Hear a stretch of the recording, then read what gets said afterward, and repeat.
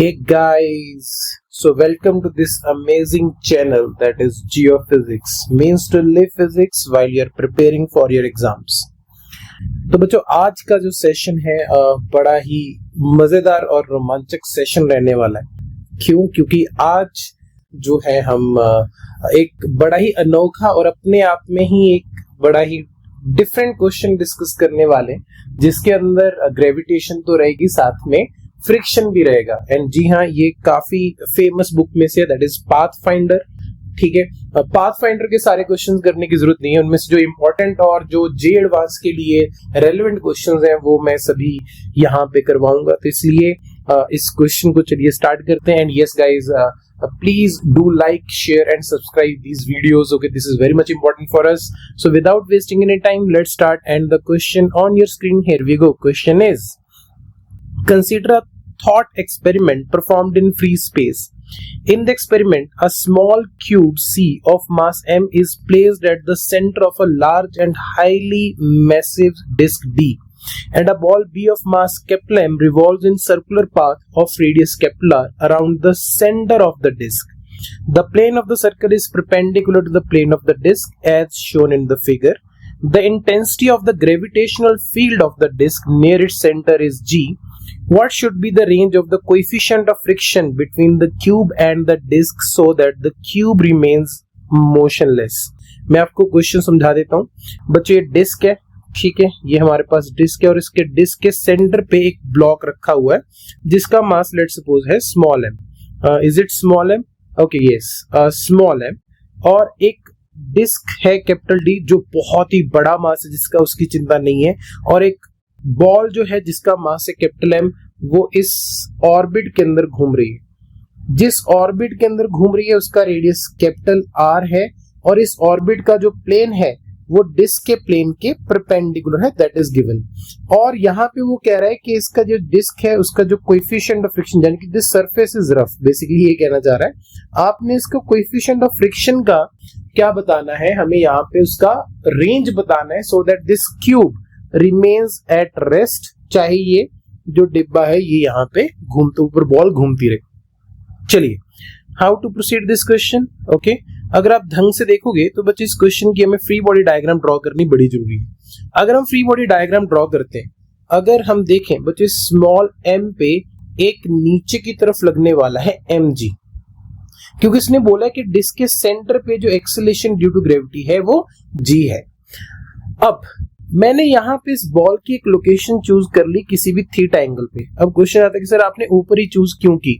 अगर आप नीचे चूज करोगे, अगर आप देखोगे यहाँ पे, ठीक है, और आपकी डिस्क यहाँ पे अगर हुई, let's suppose this is the disc, और बच्चों मान लीजिए आपने जो क्यूब यहाँ पे रखा हुआ है, आपने बॉल यहाँ पे सिलेक्ट कर ली। अगर बॉल यहाँ पे सिलेक्ट करोगे तो इसकी ग्रेविटेशन फोर्स इस तरफ आएगी। तो ग्रेविटेशन फोर्स इस तरफ आई तो जिसके कारण इस फोर्स के कॉम्पोनेंट नीचे की तरफ आएगा, राइट। और mg ऑलरेडी नीचे की तरफ है, तो जिसके कारण नॉर्मल रिएक्शन का वैल्यू बढ़ जाएगा। तो अगर नॉर्मल रिएक्शन का वैल्यू बढ़ जाएगा तो फ्रिक्शन फोर्स ऑलरेडी बड़ी आएगी, तो जिसके कारण मैं म्यू का वैल्यू यहाँ पे ढूंढ नहीं पाऊंगा। तो बेसिकली मुझे म्यू का वैल्यू ढूंढना है, ताकि मिनिमम वैल्यू ढूंढना है, ताकि भाई मेरा जो डिब्बा है वो जस्ट चल सके, मतलब जस्ट रेस्ट पे रहे। उससे कम म्यू का वैल्यू होगा, डिब्बा मूव कर जाएगा। उससे ज्यादा म्यू की वैल्यू के लिए डिब्बा कभी भी नहीं मूव करेगा। अब रेंज क्योंकि बोला है, तो यार म्यू तो इनफाइनाइट भी हो सकता है, ऑल्दो प्रैक्टिकली पॉसिबल नहीं है, बट अगर सोच करके देखो, मैं कह देता हूँ म्यू इनफाइनाइट है तो डिब्बा कभी भी नहीं चलेगा। तो basically all I have to do is I have to calculate the minimum value of this coefficient of friction. इसलिए मैंने यहाँ पे थीटा ले लिया। अच्छा, आप कहीं पे भी थीटा मान लो, चिंता की जरूरत नहीं है, वो थीटा ऑटोमेटिकली अपने आप को एडजस्ट कर लेगा। आप यहाँ पे थीटा रखिए। चलिए मुझे यहाँ पे थीटा रखती, तो यहाँ पे अगर आप ध्यान से देखोगे तो ग्रेविटेशनल फोर्स ऑफ ट्रैक्शन आएगी बिटवीन टू मासेस, जिसका वैल्यू होता है m1 m2 bye r square. Object का मास है कैपिटल एम और इस डिब्बे का मास है स्मॉल एम, तो जिसके कारण ये जो फोर्स है उसकी वैल्यू हो जाएगी g capital M small M divided by r square, क्योंकि इनके बीच की दूरी कितनी है, r। ठीक है बच्चों, अब और कौन सी फोर्स लगेगी? एक ऊपर की तरफ आपके पास यहाँ पे आएगी नॉर्मल रिएक्शन। अगर मैं इस फोर्स को रिजॉल्व करता हूं, तो बच्चों जैसे मैं इस फोर्स को रिजॉल्व करता हूं, तो क्योंकि ये एंगल थीटा है तो हॉरिजॉन्टल डायरेक्शन में आ जाएगा f cos थीटा। और वर्टिकल डायरेक्शन में आ जाएगा F sine theta. Normal already ऊपर की तरफ है, mg यहाँ पे देखिए नीचे की तरफ, because of the disc acceleration due to gravity वहां पे g है। अब ये फोर्स जो है बच्चों इसको राइट साइड पे पुल करने की कोशिश करेगी, तो इसके जो मोशन की टेंडेंसी है, that is tendency of motion is towards right. अगर tendency of motion is towards right तो यहाँ पे जो फ्रिक्शन फोर्स लगेगी that will be towards left. क्योंकि बच्चों ये जो ब्लॉक है वो रेस्ट पे है, तो इस फ्रिक्शन फोर्स का जो नेचर रहेगा that will B static in nature. तो देखिए this is the force because of the object that is revolving around in an orbit. This mg is because of the disk, right? This normal direction is the contact force and this is the friction force. इसके अलावा और यहाँ पे कोई भी force नहीं आने वाली। अब क्योंकि बच्चों ये रेस्ट पे है तो क्या मैं कह सकता हूं कि this friction force has to be equal to F cos theta because static friction is self adjusting in nature, right? वो अपने आप को क्या कर लेगा, सेल्फ एडजस्ट कर लेगा till what point, till the point it achieves the maximum value जिसको हम लिमिटिंग वैल्यू कहते हैं। तो बच्चों ऊपर की तरफ कांटेक्ट फोर्स n है, तो देखिए हम लिख सकते हैं कि n plus F S sine theta is equal to mg, तो जिसके कारण n का वैल्यू आ गया मेरे पास mg minus F sine theta. और क्योंकि ब्लॉक रेस्ट पे, जैसे कि मैंने आपको बताया कि f cos थीटा का वैल्यू स्टैटिक फ्रिक्शन के इक्वल होना चाहिए, और स्टैटिक फ्रिक्शन हमेशा बच्चों less than equal to mu N, where mu N is the limiting value of whom, of static friction. तो जो हमारे पास म्यू एस इंटू एन होता है that is the limiting value of static friction. अब क्योंकि F S cos theta should be less than equal to mu N और N का वैल्यू हमारे पास क्या बच्चों mg minus F sine theta, तो क्या मैं कह सकता हूं यहां से कि म्यू का वैल्यू मेरे पास आ जाएगा एफ कॉस थीटा, इसको इसके नीचे डिवाइड कर दिया which will be mg minus F sine theta. तो इसका मतलब mu is a function of theta, जैसे कि मैंने ऑलरेडी आपको बताया।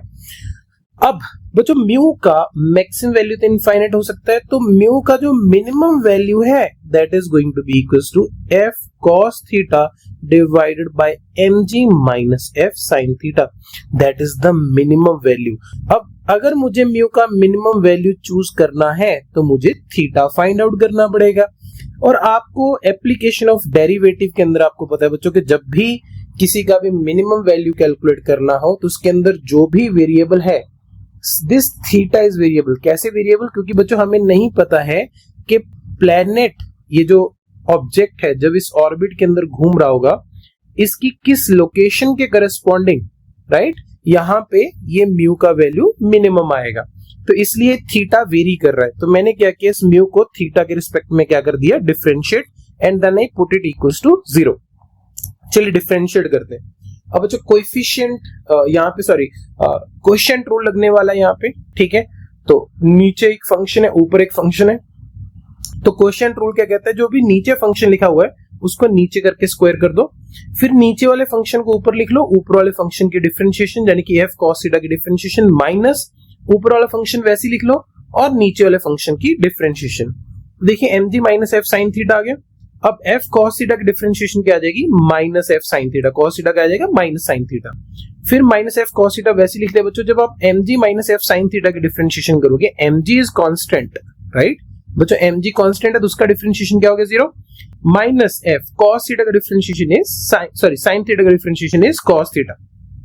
चलिए तो बच्चों हमारे पास आ गया mg minus F sine theta, cos theta का ऑलरेडी कितना है, माइनस साइन थीटा, तो ये पूरा का पूरा एक्सप्रेशन हमारे सामने आ गया। अब we have to put it equal to 0। अगर ये 0 है बच्चों तो इसको इधर ले जाऊंगा तो ये भी चीज क्या हो जाएगी, 0। तो अपने पास क्या आ गया, मैंने ब्रैकेट यहाँ पे ओपन कर दी, तो minus mg F sine theta, mg को मल्टीप्लाई करने के बाद फिर minus of F sine theta multiply by minus F sine theta, तो it will be plus of F square sine square theta, फिर इसको मल्टीप्लाई किया again plus of F square cos square theta, F square common निकाला तो बच्चों क्या बन गया, 1।